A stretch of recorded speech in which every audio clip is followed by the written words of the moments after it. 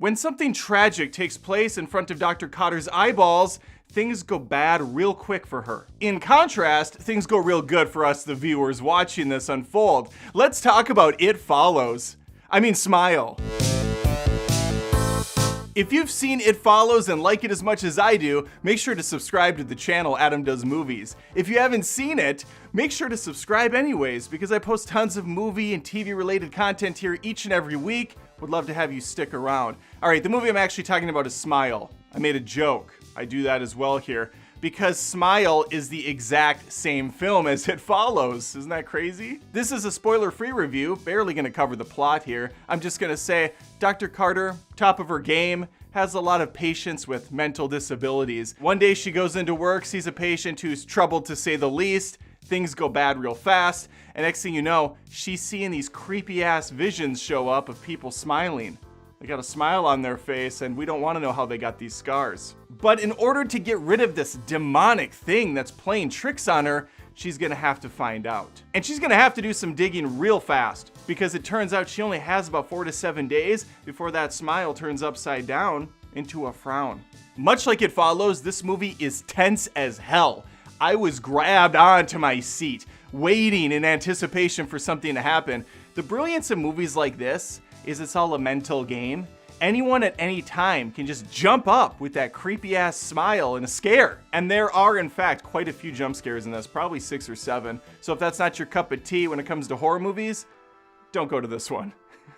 These guys are jumping out all the time. And that's what makes it so unnerving, because a lot of times we're not even operating inside the real world. Sometimes we're inside her head. It just occurred to me when I made that comment about turning the smile upside down that that's what the director did with the cinematography here. There are a few moments where the director has fun with the camera, turns things all the way upside down, full tilt, and in the theater I wasn't really understanding. I'm like, why are we doing this shot? What's this for? But now I get it. Now I see. The cinematography is beautiful in this movie. I thought for sure it was an A24 film because it has that feeling. But no, it's like Paramount or something. This is Paramount doing A24, and I'm here for it. I like it. And I like it because it's just a little A24, enough. It doesn't go full art house. Got a lovely soundtrack with some fantastic sound design. There's no artsy bullshit. I'm a big fan of creative kills. I like some gore, not too much, don't overdo it. This hits it just right for me.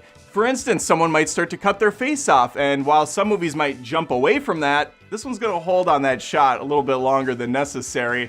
I'm here for it. This also has the psychological angle going for it. It's not just a typical slasher. There's a little bit more to say. There's a message behind the movie, and it works very well. Parker Finn also knows how to slow things down to keep you in suspense, frustrated almost. Like, he'll show you a dark doorway. You know absolutely something's gonna jump out of that thing, and he will just sit on it. Or he'll show it and then go away from it. We'll have a 5-minute conversation and it'll just be in the corner of your mind, in the corner of your short for peripheral, and bam, he'll hit you.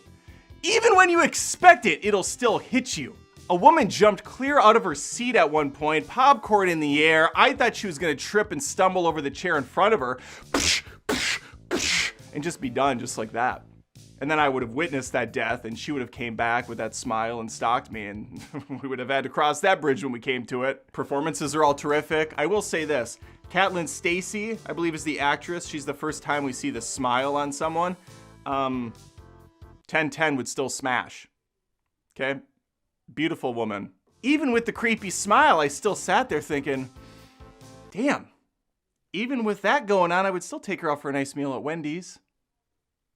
Get to know her better. If you can get over the fact that this guy absolutely ripped off It Follows beat for beat, this is a treat. And yeah, I rhymed that on purpose. I don't know why. It just felt like something I needed to do. I like this movie a lot. Guy I went with could not get over the fact that it was basically the same movie, but worse. It Follows is definitely better. But it did the job, right? I was scared. I was on the hook the whole time. I was freaking out with this film, and that's what I look for in a horror movie. So there's my seal of approval. Go out, see Smile. If you already did, let me know in the comments what you thought. I'd love to hear from you. Subscribe to the channel once more, and hopefully I'll see you next time. Bye!